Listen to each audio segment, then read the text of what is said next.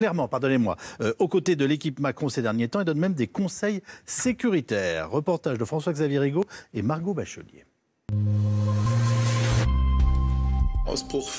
L'irruption de cette violence et de cette rage destructrice à Paris le week-end dernier est terrifiante.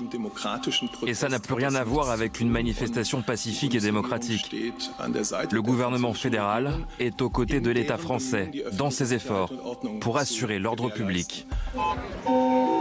Les images des violences sur les Champs-Élysées samedi ont une fois encore choqué nos voisins allemands. Quand on a vu les images, là on a fait waouh. Une telle escalade de violence et personne n'a rien fait. C'est vraiment choquant. S'il vous plaît, arrêtez ça, parlez-vous. Faites de la France à nouveau un pays prospère, comme il l'était il y a très longtemps. Cela ne va pas aider le tourisme à Paris, même si moi j'y vais tous les ans en vacances.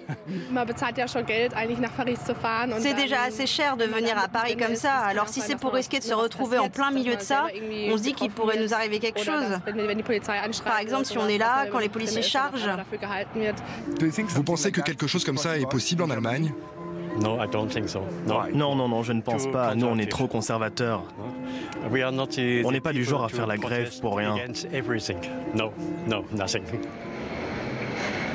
Pourtant, dans les années 90 et au début des années 2000, les manifestations du 1er mai à Berlin étaient chaque année émaillées de violence.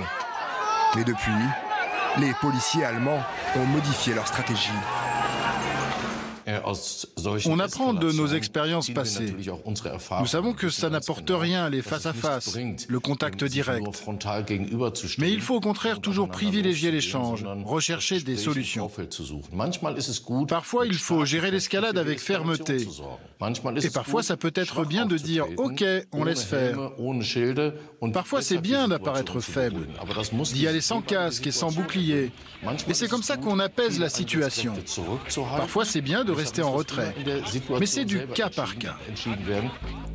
Les premières semaines du conflit avec les Gilets jaunes, le sujet faisait la une des journaux allemands.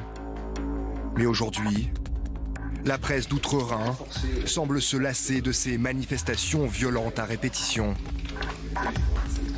Donc c'est l'édition de lundi en Allemagne.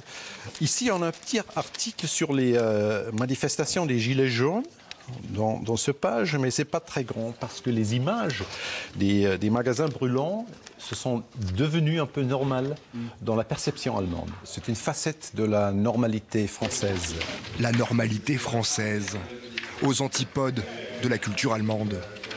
Le grand révolutionnaire russe Vladimir Ilyich Lénine a dit « Si les Allemands veulent faire une révolution et s'ils veulent occuper une gare, ils achètent un billet de quai. » Donc en France, ce n'est pas possible. On fait des manifestations et on fait des manifestations violentes. En Allemagne, on achète des billets de quai. Donc c'est encore valide aujourd'hui. Au siècle dernier, Berlin a connu la violence politique, avec le résultat que l'on connaît pour l'ensemble de l'Europe. Et ça, les Allemands préfèrent que cela reste de l'histoire ancienne.